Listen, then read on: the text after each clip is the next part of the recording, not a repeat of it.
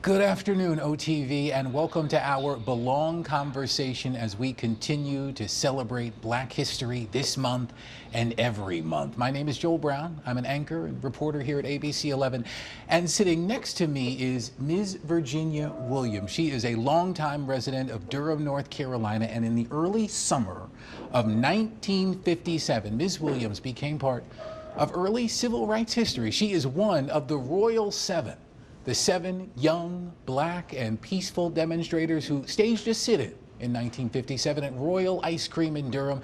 At the time, Royal Ice Cream Parlor was a white-owned and segregated ice cream shop in a mostly black Durham neighborhood.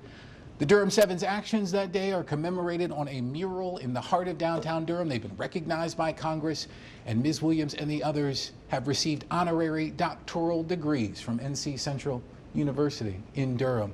Even still, we do not want the Royal Seven's mark in the world to be lost to time, so we are glad, we are honored to have Virginia Williams with us today to share some of her story. Ms. Williams, thank you so much for coming in today. Let's start back then. This was 67 years ago, June 23rd, 1957. You were 20 years old at the time. Did you live near Royal Ice Cream at the time? What was it like being a black customer there versus a white customer? I didn't live near there, but it wasn't that far. It was across town from where I was living. And we would just go in there, get the ice cream, and leave. We couldn't sit in there and eat. We couldn't even sit in the car that we went in and leave. That's the way it was then. That's the way it had always been. And this was a popular ice cream shop for black people. It was in a black neighborhood. It was for everybody, but it was in the middle of the black neighborhood. So they required black customers to come in from the back door, wait at the steps until the waiter was finished taking their orders from white people, and then they took their orders from black customers and make them wait for it in the back. Well, you stood there and watched wait in the building, inside the building for it. What was the feeling about that, the way black customers were treated? I guess since this was always the way it was, it didn't feel that difference then until after we got there. So what led up to that decision to stage a sit-in? For me, it was watching my father and other men in the community get dressed up maybe about every 3 months and go somewhere to a meeting. They didn't tell us where they were going. They would just go off to a meeting. Your dad was going to NAACP meetings. You had no idea. He was going there, yeah, and he knew, my mother knew he was going to, but they didn't tell us until I decided that I was just going to ask my mother, and I did that. I asked her, where's he going about every 3 months dressed up and not telling us anything? The first time I asked her, not a word. So The second time I asked her, which was the next time he was getting ready to go, I asked her, and I was looking at her, and I guess she thought this is not going to end no time soon. So she told me he's going to that NAACP meeting. Well, all of us knew what the NAACP meeting was. We knew what the Ku Klux Klan was. So after she said that, I didn't say anything else. I didn't worry in her anymore about where he was going. But in my mind, when I think I was in the 10th grade in high school, I made up my mind that I was going to graduate from high school. I knew I was not going to be able to go to college because they did not have the money to send me. We were living on a farm. Farm didn't pay that kind of money. Sure. So I thought about it, and I thought about it. When I graduated, I just told them I wanted to go to Durham and get a job. That was what I told them. You were 19, 20 years old. Yeah. Told your parents, I want to get off this farm in Northampton County and move to Durham, which was a significantly larger town than you were living in. Yeah, and we always heard them say, if you want to get a job, go to Durham. Go to Durham. If you get to Durham, go to Duke. That's what we'd always heard. Okay, so you're in Durham, you're 20 years old, you were with two of your friends. No, I hadn't gotten to them then. My daddy, and a friend of the family took me to Durham. Mm-hmm. We got there, and we went to Duke. That's where they said, go, you'll get a job. Yeah. We went to Duke. I went to Duke. I got a job that same day. Now I didn't have anywhere to live. But there was a lady who worked at Duke Hospital, and she heard me talking to them, and she heard me tell them I didn't have anywhere to live. So when they finished showing me around in the building, she called me over and she told me, she says, I heard you say that you just got to Durham, you don't have anywhere to live. She said, go down on Glen Street and tell my mama that I sent you down there. She said she has a vacant house down there. So I got back in the car and we found our way down to Glen Street. Went in there and I introduced myself and told her, the first thing I told her was her daughter sent me and said I had a job. She had a house and I had a job and didn't have anywhere to live. So she said, come on. She walked me back in the back of the room and she showed me a job. She showed me a room, and that's where I moved in, and I found out that there was a man that worked at Duke that would pick you up about 5:30 Mondays through Fridays or whatever days you had to work and take you to Duke to work. So I did all of that. There was one family up there from Seaboard, well, they were from Margarettsville, the Faison family. I knew them and I ran into them. There was a lady up there from Seaboard, Cleo Broadnax, so I already knew she was up there. And she came and got me and showed me around a little bit. I was working at Duke in the food service department. Yeah. And Mary Clyburn, the one that's living now in East Orange, New Jersey. Part of the Royal Seven. Yeah, she was living at the Harry Tubman branch, YWCA.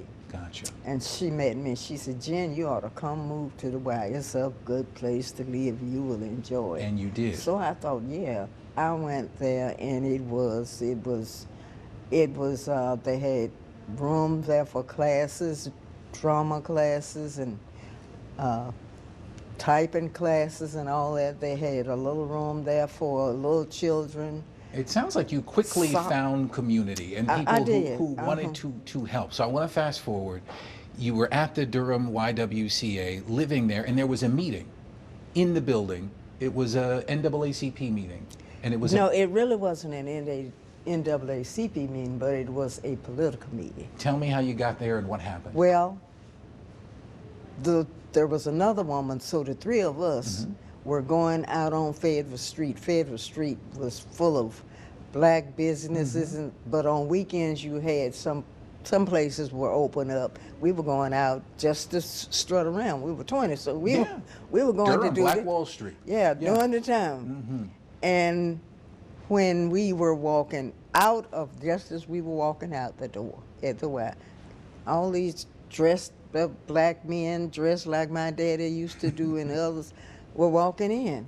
And they spoke and we spoke, and one of them said, why don't you all come and join this come to this meeting we are going to have. And you said, what kind of meeting is that? That's exactly what I said. So what kind of meeting is it? He said, it's a political meeting. As we said, that's where I wanted, that was the briar patch I wanted to be in. So I said, yes, we would be glad to go. We went in and sat down. They knew why they were meeting, but we didn't know, so they had to explain to us that they were going to do a sit-in. It was a quiet sit-in. They weren't telling anybody about it except people they knew wouldn't talk about it. So they said, we're going to stage a sit-in, and the next question, who is willing to go? That's right. Who is willing to go? We were going to go the next month to that meeting, and they wanted to know who will go, where will we go, and they threw around a few names, and finally somebody said, why not the Royal Ice Cream Parlor? It's in the middle of our community. And yet we can't go in there and sit down and eat ice cream. So everybody agreed. That was where we would stage the sit-in. Now how many is going? 7 hands were raised. Yours was one of them? Yeah, and the other 2 women were the other 3, and 4 men. And so we decided that that next month, which would be June, the 4th Sunday in June, that was when we were going to stage it. In the meantime, it was going to be quiet, and we weren't going to tell anybody, because we didn't even want the colored community. At that time, we were called colored. We've been called a lot of stuff, but at that time, we were called colored. Let's fast forward to that day. Okay. Let's fast forward a month. June 23rd, 1957. I'm curious about your feelings as you're walking to Royal Ice Cream Parlor that day. I mean, this is a time that predates the famous Greensboro sit-ins. Oh, 3 years. Black people were not doing this in Durham at the time. There was fear about disturbing the peace. Were you scared? No, I wasn't afraid, because they seemed like good leaders, and they didn't seem afraid. So no, we weren't afraid. We were ready to, I was ready to do it because I had seen my daddy do it, go to meetings, and I had promised myself that I was going to do it. So I wasn't afraid. So walk us through this step by step. You and the others didn't wait outside on the steps of the store like black customers typically did. You could always go inside. Okay. But you couldn't sit down. You would have to stand over here and wait. The waiter would pass through here and go over in there and wait on the white folks. Then he'd come back by us and go in the kitchen, get their order, take theirs to the table, come back while we're still standing waiting, and ours would either be in a cup or a bag, whatever, it depended on what you were ordering. So it didn't get to that. He went, when he saw us, he went to talk to the manager. The manager came out and looked at us, and they went back in there and talked to the manager again. And the manager, actually, we went over there and sat down. Yeah, you sat down. You took some of the best seats in the house. The choice seats, the booth, so you could see everybody. The manager sent the waiter back out there to ask us. He started down there, walking down here, and asked us to leave. And he was asking them, and they were asking for ice cream. If it was sitting back here, which is where I was sitting, you didn't know what they were saying, but the idea was nobody was going to leave. We were going to stay there and be served or be jailed. And he worked his way all the way down, asking us if we would quietly leave. You wouldn't be put in jail. There wouldn't be no problem if you would just quietly leave. And all of us kept asking for ice cream. So he went back and told the manager. The manager called the police. The police came in and went and talked to the manager. They came back out there and they started to work in the booth, asking them to leave, and they were telling the police they wanted ice cream. He was asking them to leave, and they were saying, we want ice cream. We want ice cream. Even the police said, well, if you just leave now, there will be no problem. We won't arrest you. You can do fine. Everything will be fine. We wanted to be served. So after they found out that they weren't going to serve, they had to arrest us. I don't know whether they were handcuffing anybody in 1957 or not. I don't know what was going on in before 56, 57, but they did not handcuff us. They put us in the car, took us to the magistrate. Got you up, got you walking, and walked you out and put you in a police car. Put us in the police car, and we went down to the magistrate's office. Being Sunday, there was only one magistrate working because there was no problem going on in there. Nobody was raising sin, nobody was sitting in or nothing at that time. So the magistrates had to do our paperwork, and he had only one of those old typewriters. Click, click, click, click. They kept all that noise, and he was doing the typewriter. Where you from? What's your name? And all such a stuff. It was quiet. So one of the police officers walked over to me, and he looked at me and he said, what did he say? If you were my daughter, I would take you across my lap and I would spank you And What'd you say back I to the don't know officer? why I said it, but I said to him, if I were your daughter, I wouldn't be over here for this. I'd be over there eating ice cream. And it caught him off guard. And the rest of the police were trying not to laugh, but they were just sneaking. But after then, there was no conversation. That was the end of that conversation. All you heard was that typewriter. He didn't want any part of you after that. Nobody said nothing. So one of the men had contacted David Stith, who was the owner of Southeastern Business College, and he invited us to come to his office. He was also the president of that organization. He said, come to my office. We got up there. He had 3 machines. You know, he had a drink machine, canning machine, and something else. But you know, he unlocked the doors, said, go in and have a seat, eat and drink all you want. In the meantime, they were trying to get in touch with a police officer, and they did get in touch with Attorney William A. Marsh, Jr., who agreed to represent us for Recorder's Court until Attorney Conrad Pearson could come back and take over the case. That was supposed to be the idea. And that we could go on to work or do whatever. He'd let us know when we had to go to court. We did that. I went to work. I knew that my managers read the newspaper because every day we went in there, when you go in there, they'd already read the paper. Yeah. I walked by there, looked at the paper. I said, well, she already knows. I went to work. One of our co-workers came over and she said to me, I saw y'all on TV last night. And I looked at her just like you looked. I gave her the same expression you gave me. You didn't see me on TV. I just kept right on working. Wasn't me. So she saw she wasn't going to get anything out of me. After a while, somebody came and told me that I was going to have to go home because somebody said I needed to come home. I knew then that the police had told me that the police had told them, the attorney had said the judge was not going to put the case off. So I went to the manager and told her that something had happened and I was going to have to go home. I didn't tell her what was happening. She already seen the paper. She already knew what it happened. Sure. So she said, okay, Virginia, if you can't come back tomorrow, call us and let us know. I guess she said, because you'll be in jail. But anyhow, we went down to the courthouse. Courthouse was packed because nothing like this had happened. This was a big deal and people had known This about was a big deal. Standing room only. Okay. So the judge called the case. Attorney Marsh appealed the case. And somebody had, at the courthouse, somebody had bailed us out, but we never found out then, and we don't know now who did it. Wow.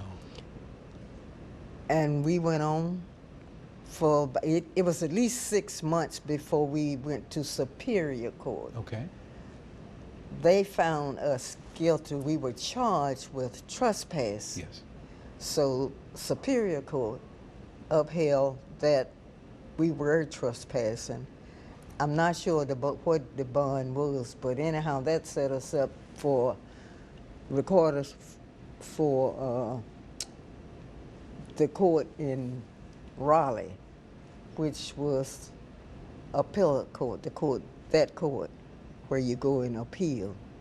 They found us guilty. So he had 3 cases, in 3 cases, 3 different courts, he found us guilty of trespassing. So that meant then that was over.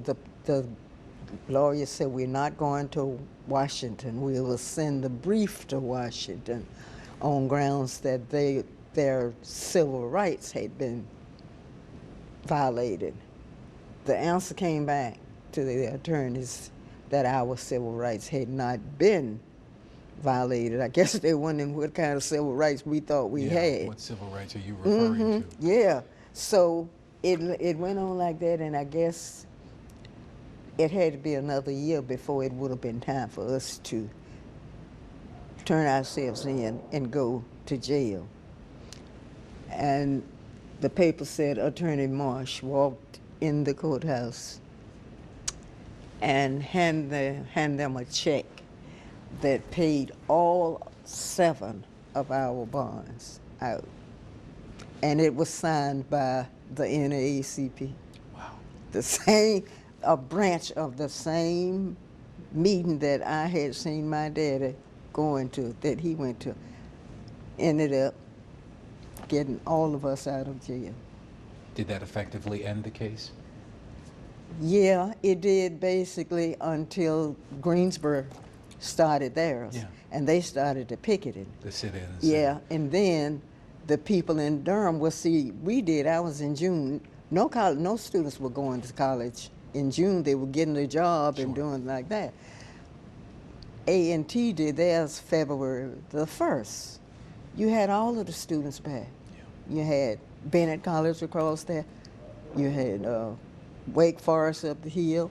All of the places and all over then the United States, and people started it. Generated national headlines and a conversation and absolutely a huge part of the civil rights movement. Yeah, and it wasn't just a black thing. No. It was so many. Many different types of people. And that's what kind of brought it together. But we had a good pastor at St. Joseph Church and a good mayor here was Mayor Wentz Barrett. They worked together and they got some of the people. Mayor Barrett worked with some of the white folk, and Reverend Swan and all, and St. Joseph Church became the headline for us. Wherever, that's where we would go to get our assignment to where you were gonna pick it. Sure. So before, let's wrap our conversation with this. What is the legacy of what you and the others did that day?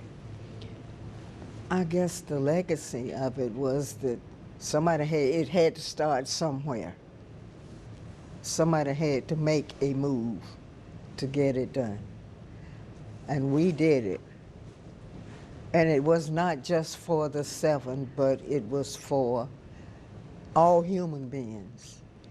And I didn't bring it, but that is why 2 years ago, the trustees and the chancellor at North Carolina Central University awarded us the honorable, I'm not. The honorary doctorate degree. That's honorary doctor's letter of humans. There you go. That's what it is, yeah. And they awarded the 7 of us. You deserve it. So it wasn't, we didn't do it just for the 7 of us. We did it for everybody because all human beings have a right to be able to go in and sit down and eat ice cream wherever they want to, or whatever it is, as long as you're being peaceful and as long as you've got the money. Somebody had to get it done. Somebody had to do it. And you did it. Yeah, I was one of them. And we are so grateful you did. Virginia Williams, it's an honor. Thank you. Thank you tremendously for coming over. We thank you for your courage then, for your continued grit. We are all better for it. You deserve your flowers. You deserve your flowers, literally and figuratively. Here's the literal version of your flowers. Those are for you, Ms. Williams. It was the least that we could do. We thank you so much. We thank you all, OTVers, for watching.